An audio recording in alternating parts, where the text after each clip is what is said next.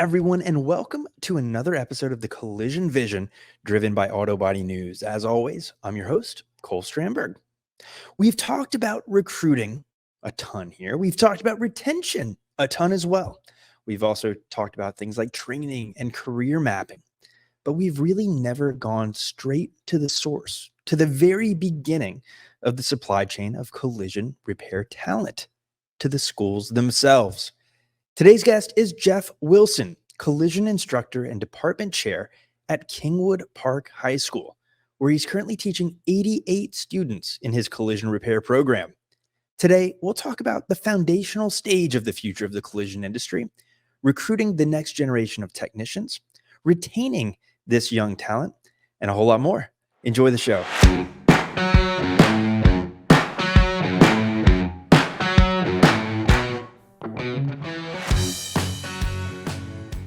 Jeff Wilson, thank you for joining us today on the Collision Vision. Hey, thanks for having me, Guy. Looking forward to a fun conversation, a really important conversation too. Let's dive right in. Talk to me about the collision repair program at Kingwood Park. Hey, yeah.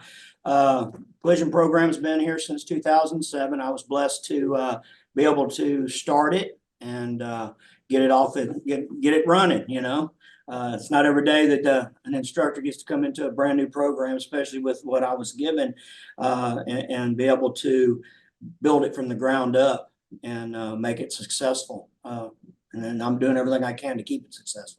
I love it. I want to talk about where the program is today. First, I do want to dive a little bit deeper into how you started the program. You have a super interesting background, not necessarily the standard background for the industry. Give us that in a couple minutes. Couple minutes. Wow, my background, great.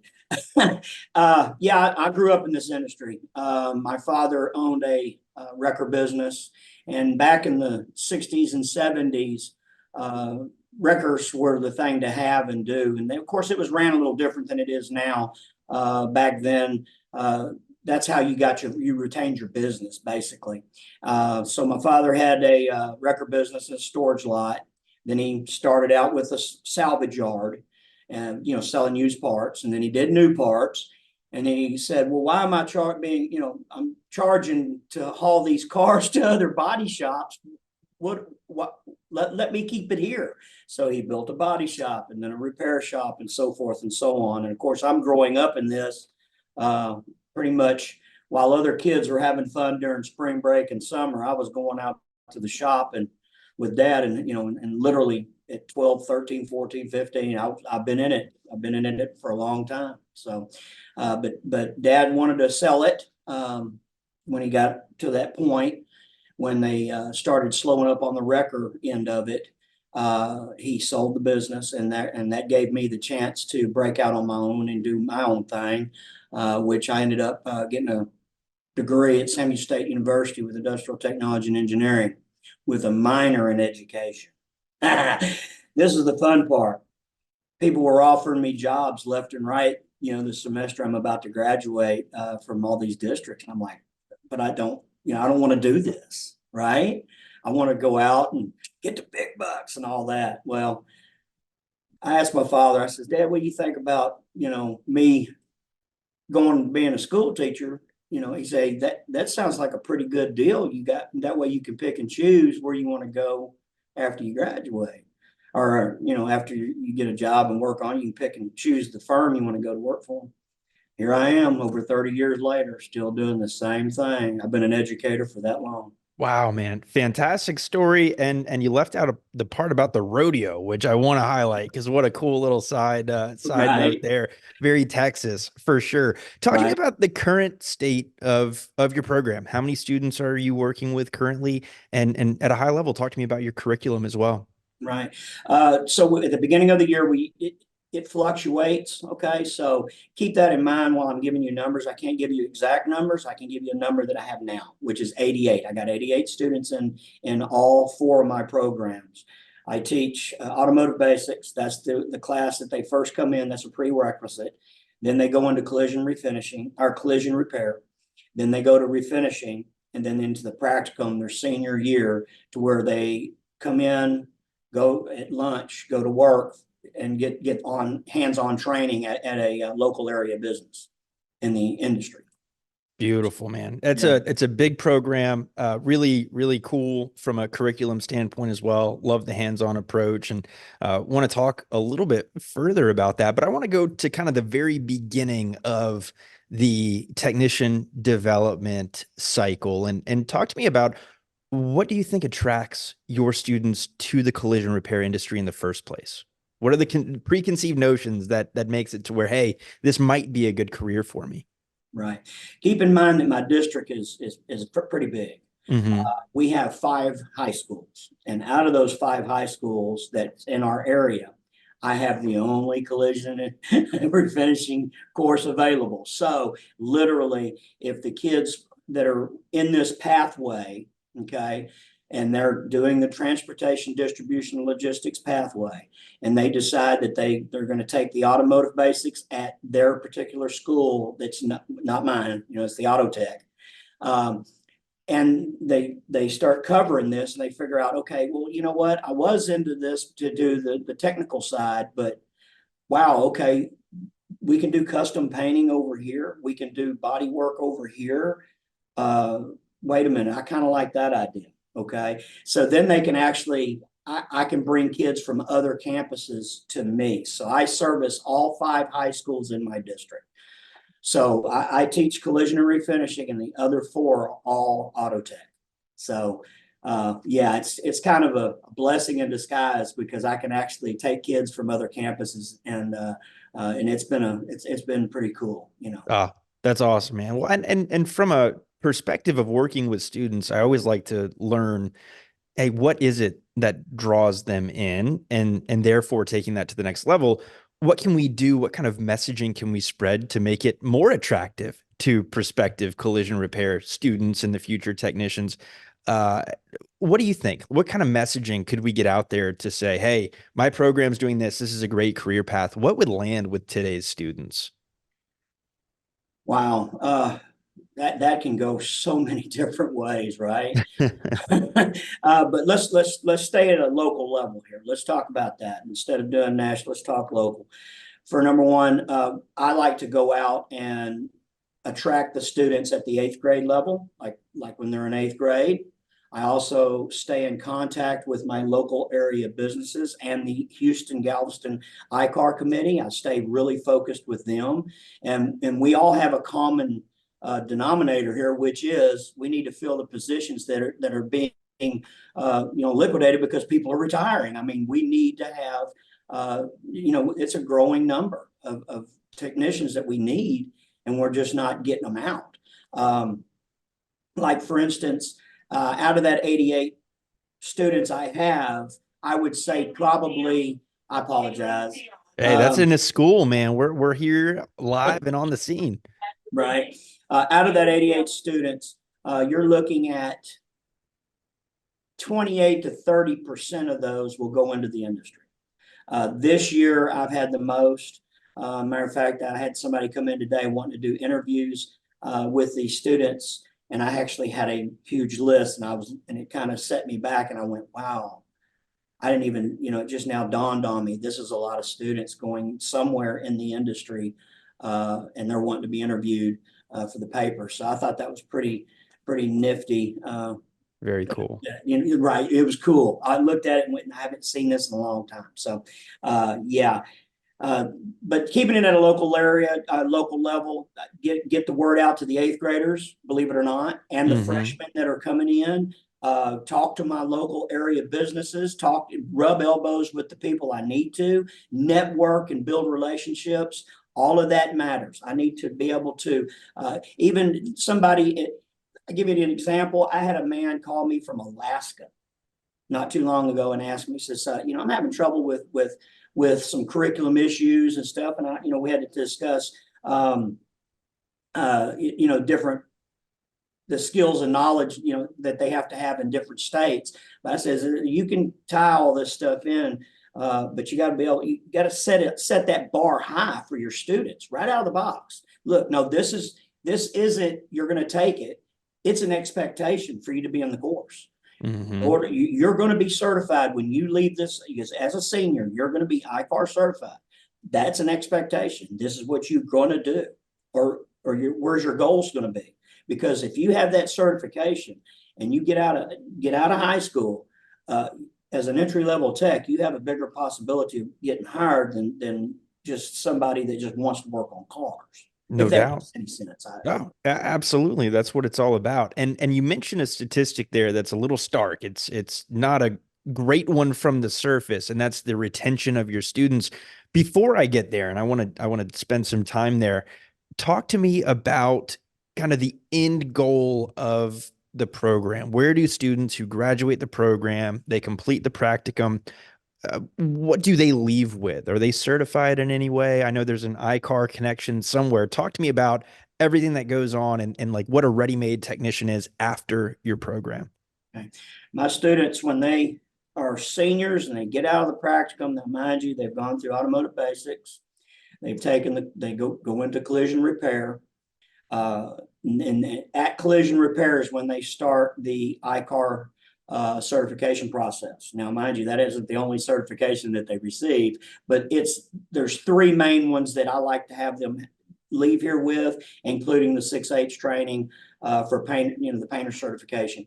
But being non-structural, iCar certified, refinishing, iCar certified, and then also do some HVAC and EPA training for ASE, those certifications as well.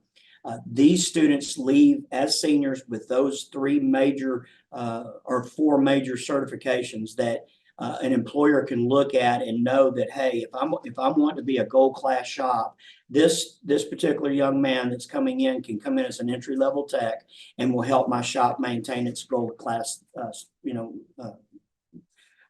members. Wonderful. And that's something that we talk about so often in the industry is there are two types of mindsets when it comes to recruiting technicians. There's one, hey, I need an A tech, a B tech right now. There's another that's, hey, I need to prepare for the future and be building out a younger technician force. And what can employers expect out of a new program grad? Where is their skill set generally? I know it's going to vary student to student, but what should they expect when they hire someone from a program like yours? Okay. Well, my students, if a body shop was to hire one of my seniors and they go into matter of fact, they don't even have to be a senior. They can be a senior in the practicum, but I'm talking about after graduation. If they go to work, they can walk in and know most of the machinery inside of a body shop. That, like, for instance, when most teenagers, when they go into a body shop, they look at a frame machine and say, wow, what is that? Well, I'm here to tell you that my students will walk in and say, I know what that is, and I know what I'm supposed to touch and what I'm not supposed to touch. And that's one thing I'm not supposed to touch. With that being said, they need to know how to mix paint, prep. They need to be able to mask, and they should be able to assemble and reassemble vehicles, minor parts. That means that the parts that can be taken off and taken back, put back on. And generally they use the acronym R&R, remove and replace. That's what my students should be able to come into a shop and be able to do.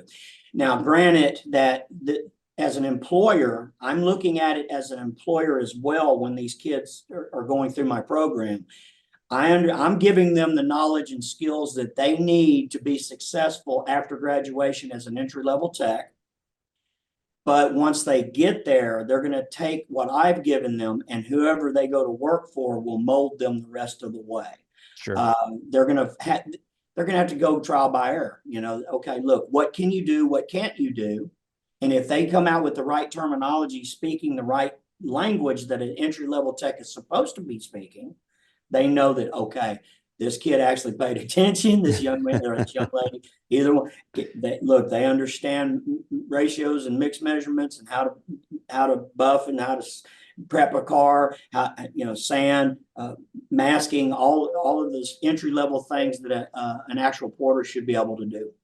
Awesome. It's just so important to set expectations, I think. Yeah, there's so many examples of I believe early career technicians being hired, and hey, these guys aren't A techs, and that's okay. They have the building blocks which you, the employer, can now mold into what you need and to help create the best technician that student can be. Run that stat by me again. Of your 88-ish students, how many again are going to end up pursuing a career in collision repair? Around 28 to 30% of them. Because I mean, when they you got some students that go a different route. You have some students that dig cars. They dig the fact that they want to work on them. They enjoy it, but they have a different pathway and they want to go to college. Sure. But then again, I know I had a job when I was in college, so I mean Yeah. that's going to follow them there as well. Oh, Uh, yeah. yeah, we lose them for those reasons, and lack of interest. You know, sometimes they just lose interest. They Sure. just don't want to do it. But as far as the testing and everything goes, that's like I say, if they stay in the program, that's mandatory. I mean, that's an expectation that each student is going to do and pass and take care of. Absolutely. No, that all makes sense. It's tough to feel too bad about that stat. Are there any ways you think that we can increase retention levels among students as an industry or on a local basis? Yeah, career fairs. Literally holding career fairs. Probably the last career fair that we had, we doubled my numbers. Okay, you got to remember now, I got 88 students. A lot of these programs do not even come close to 88 students. Okay, and my numbers doubled 2 years ago when we did a career fair, when I got together with our Galveston and Houston ICAR committee and local area businesses and held a career fair. And what we did was we invited all the high schools in my district, including all of the programs in the local districts. So we had other schools that are outside of our districts also attend. And it was amazing at just how many students finally got to see, okay, wow, okay, there's more to it than removing a fender and replacing a fender. There's more to mixing paint and shooting paint.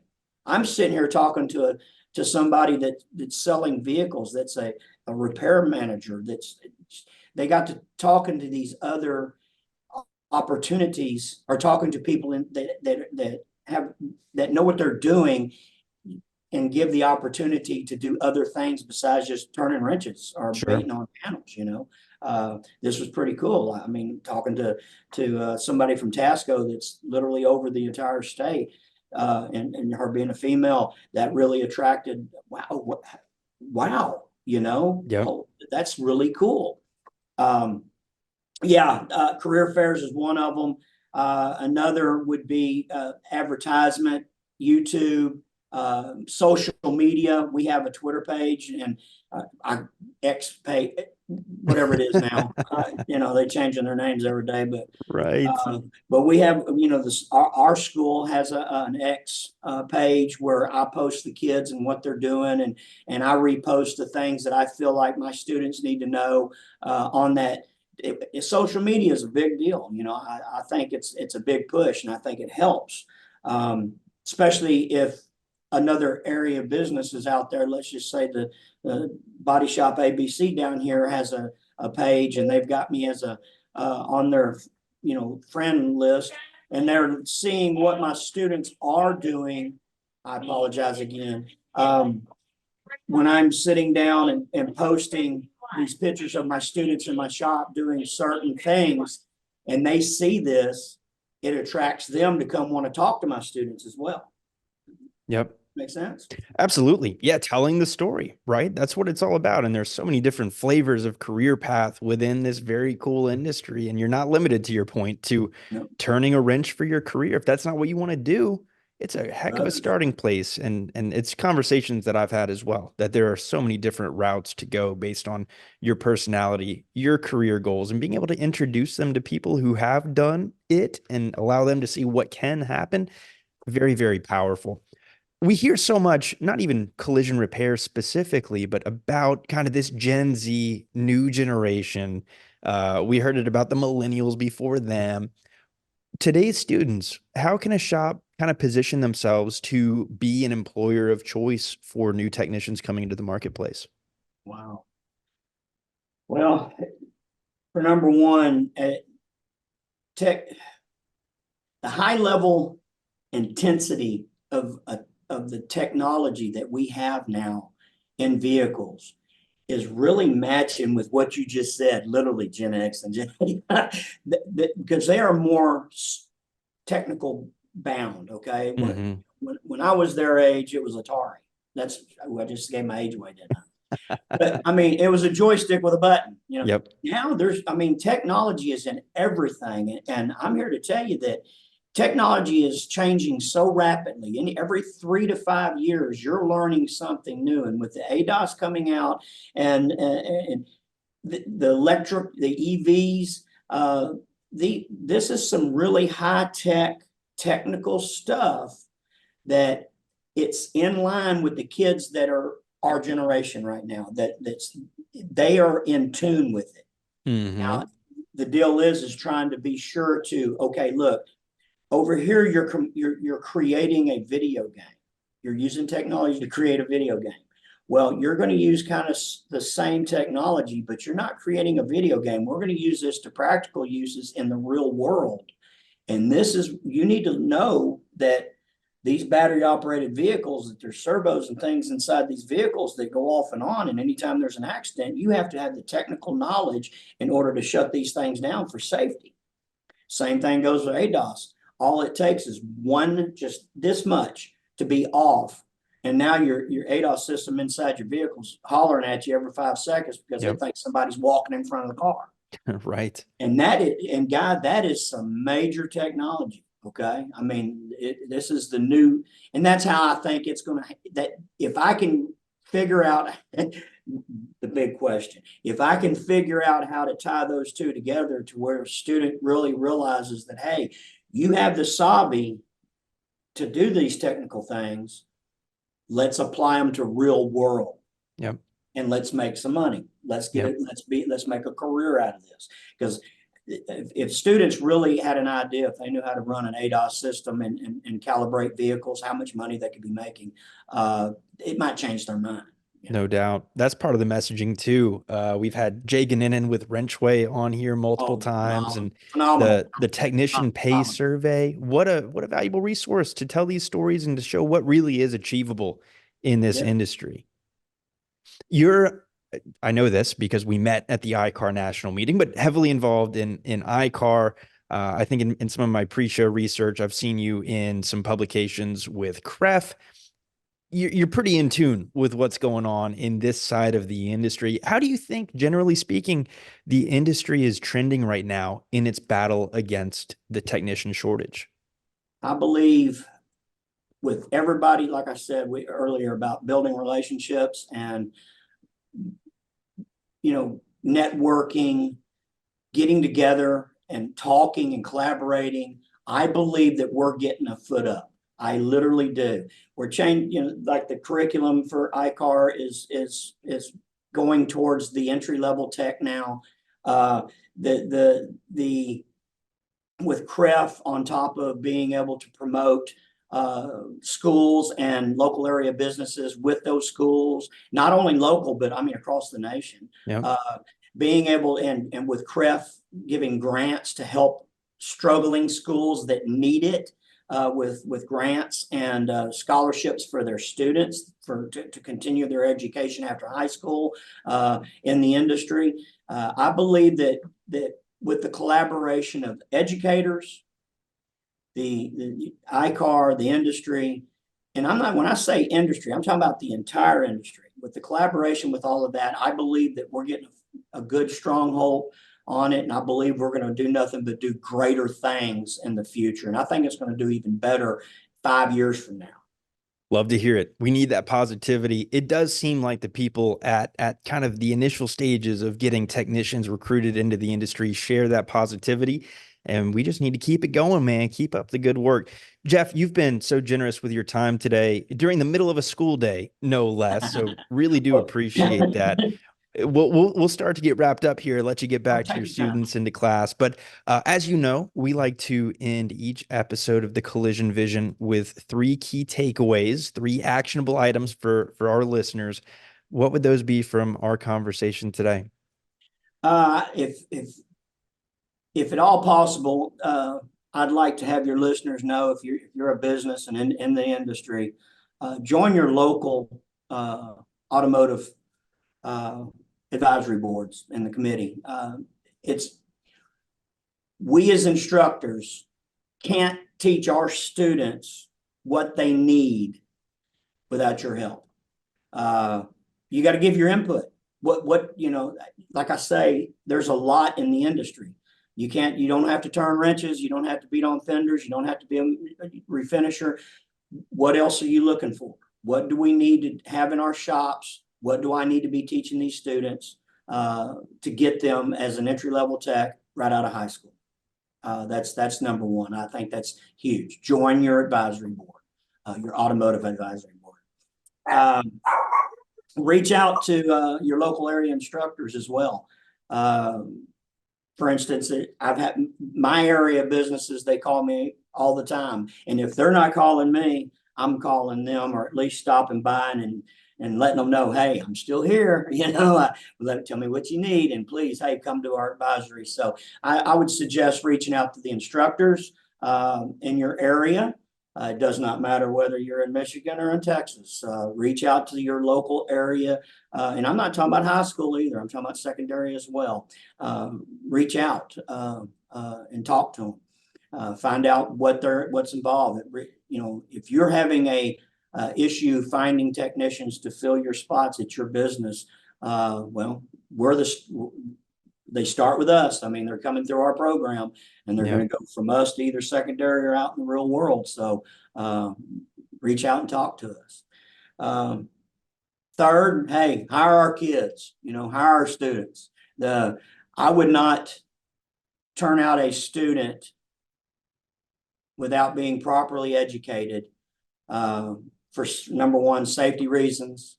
They're going to leave my area knowing that PPE is important and safety is number one, no matter what. They're also going to leave with a certification, okay? Or they're going to leave with several certifications. And they're also going to leave with at least some hands-on experience to where you can trust to put one of my students with your painter and be able to mask off a vehicle and prep a vehicle for paint with no issues, at least minimal anyway. Beautiful. No, that's great stuff. Thank you for that. Where can people learn more about your program and get in touch with you if they have any questions? Outstanding. Yeah.